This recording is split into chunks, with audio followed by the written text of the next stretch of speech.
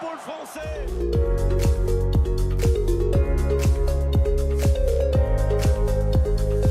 Bonjour à tous et bienvenue dans ce nouveau journal des Net Investisseurs. Aujourd'hui, on ne peut pas passer à côté de l'information. Nous sommes mardi, la Coupe du Monde au Qatar 2022 est lancée depuis dimanche et ce soir, la France affronte l'Australie. Inutile de vous demander qui va gagner la Coupe du Monde, on le sait déjà à l'avance, en tout cas, moi j'ai déjà ma petite idée. Contact, j'aimerais être seul avec les joueurs. C'est nous les joueurs. Pour ceux qui ne nous suivent pas, et il y en a encore apparemment, le journal des Net Investisseurs, c'est le mardi, le jeudi, on traite une actualité et on fait le lien avec vous, Net Investisseurs, et vos investissements. Allez, c'est parti. Bon, vous en avez forcément entendu parler, comme tous les 4 ans, il y a une Coupe du Monde de football.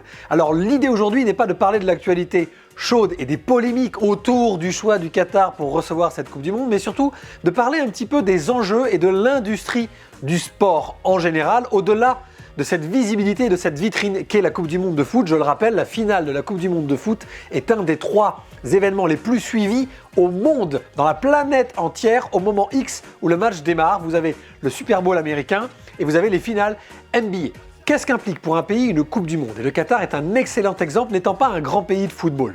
Lorsqu'il a obtenu l'attribution de cette compétition il y a plusieurs années, il a fallu programmer par exemple la construction de stades. De stades en plus, pour le petit coup, climatisés, puisqu'il va faire 30 degrés malgré le fait qu'on soit en novembre et en décembre au Qatar. Évidemment, derrière, il faut se faire suivre les infrastructures de transport, d'hôtellerie, il faut organiser la sécurité et évidemment maîtriser un flux énorme de touristes sportifs qui sont, il faut le reconnaître, bien en forme.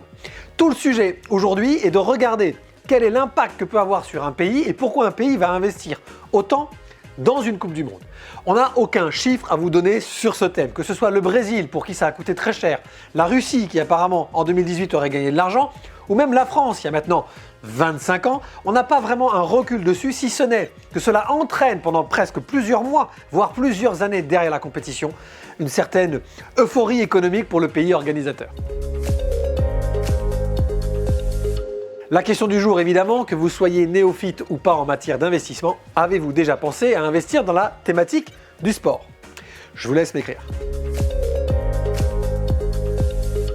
Le lien entre cette actualité et vous, Net Investisseur, est simple. Vous le savez, et si vous ne le savez pas, je vous le dis, chez Net Investissement, cela fait plusieurs années que nous proposons, soit au travers d'un fonds commun de placement à risque, soit au travers de vos contrats d'assurance vie dans un OPCVM classique, organisme collectif de placement en valeur mobilière, vous pouvez toucher du doigt la thématique du sport. La thématique du sport, c'est quoi? Sans rentrer dans le détail technique des typologies de fonds que nous pouvons vous proposer, ça n'est pas simplement le sport tel qu'on l'entend. Évidemment, ce sont des marques sportives à forte notoriété, ça c'est classique, sponsoring, marques sur les t-shirts, etc., etc. Vous connaissez la profondeur de ce marché. Ça peut être aussi des infrastructures, des stades, des logements, etc. qui sont en lien avec des centres de formation, des centres de rééducation.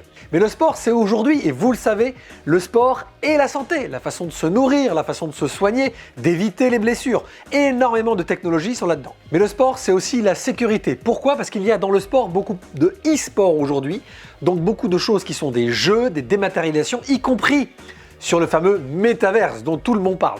Donc, la thématique du sport est donc très large. Que vous investissiez au travers d'actions de sociétés matures que vous connaissez déjà, que vous investissiez dans des sociétés ultra innovantes avec de nouveaux produits, de nouveaux services, ou vous investissiez tout simplement au travers de parts de fonds dont le métier est de toucher de façon internationale à toute la thématique du sport, il y a une grande profondeur de marché dans ce secteur. N'hésitez pas à vous renseigner auprès de nos équipes. Allez, je vais répondre maintenant à la question du dernier journal des Net Investisseurs, mais d'abord, vous n'oubliez pas de vous abonner, de liker et de partager pour rester en contact avec le contenu que je vous propose toutes les semaines. La question de jeudi était, dans le contexte de chute de FTX, cette plateforme de distribution de crypto-monnaies, est-ce que cette actualité pouvait vous empêcher justement d'investir dans cette nouvelle économie? Les réponses sont évidemment très partagées. On pourrait dire un 50-50, mais dans notre communauté, évidemment, on va reconnaître 2 typologies de gens qui ont répondu au sondage. Évidemment, la communauté dite blockchain et crypto qui reste à 80% très motivés et toujours motivés par l'investissement dans les crypto-monnaies, y compris certains qui m'ont utilisé le terme de évidemment, ce sont les soldes, à prendre avec des pincettes, mais on va reconnaître quand même qu'en 75% des gens qui ont répondu, étant des investisseurs, on va dire, plus classiques, habitués plutôt aux solutions proposées par Net Investissement, ont très clairement, une fois de plus, été refroidis par ce type d'événement. Allez, c'est fini pour aujourd'hui, on se retrouve jeudi prochain, même heure, même endroit. Allez les bleus!